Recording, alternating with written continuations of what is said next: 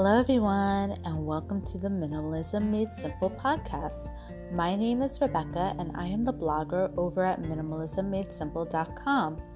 I encourage you to head over and check out that website as I have several worksheets and checklists for you to print absolutely for free. So, thank you for tuning in today, and let's get started with today's episode. Are you wondering if you should begin to limit your screen time? Hi, everyone, and thank you for joining today's episode. It's going to be a bit of a short one, but straight to the point. And today's topic is 7 successful ways to limit screen time. So let's dive right in. It's no secret that we've become absolutely addicted to technology and our phones. I mean, everywhere you look, people are constantly glued to their screens, reading the news, checking social media, or staying up to date on the latest trends.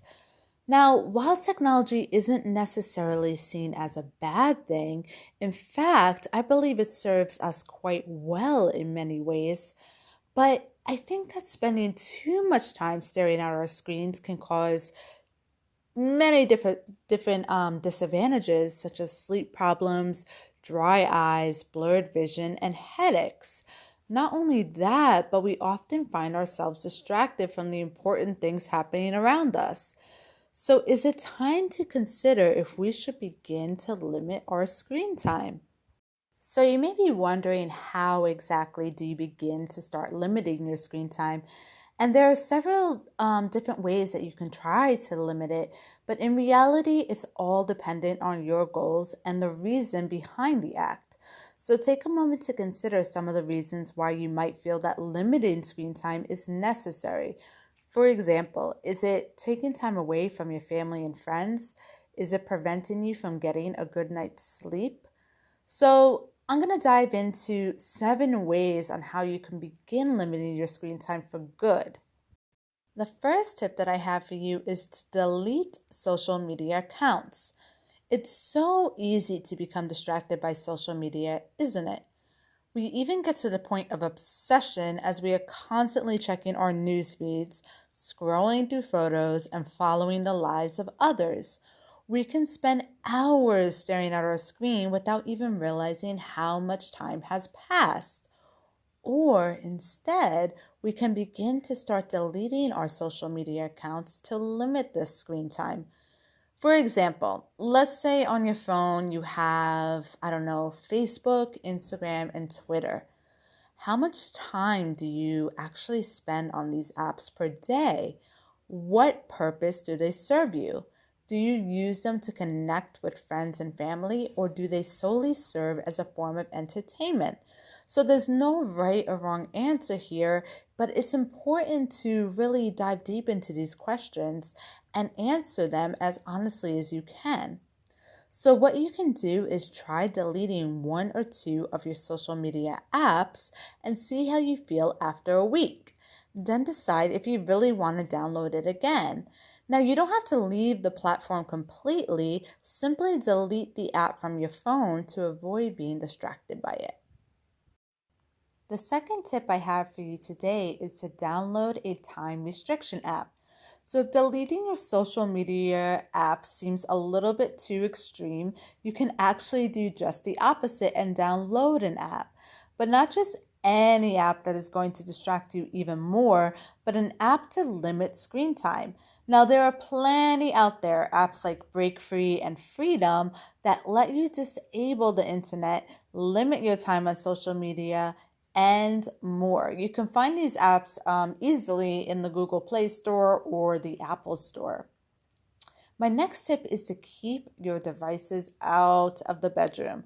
So how many times do you find yourself mindlessly scrolling online right before bed or checking your emails first thing in the morning? I'm not going to lie, I'm completely guilty of this, and I've been trying to be a little more intentional about it lately. So what I want you to do, and what I did for myself, was create a rule to keep your digital devices out of the bedroom. Instead, try placing a book right next to your bed for reading or a notebook for journaling. Think of your bedroom as a sanctuary, a place for rest and relaxation, not for your online devices. So you may be thinking, I work all day. There's no way I could try to limit my screen time while I'm at work. Well, I have a solution for you, which is to take mini screen breaks at work. So in the workplace, it may seem near impossible to escape from our computer screens, but there are ways in which you can intentionally try to prevent yourself from staring at the screen all day.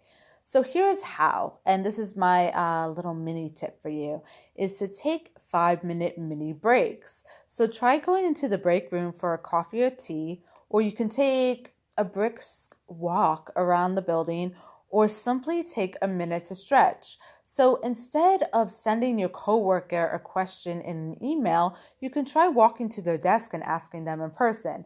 Now, nobody does this anymore, but you can go ahead and be the first one.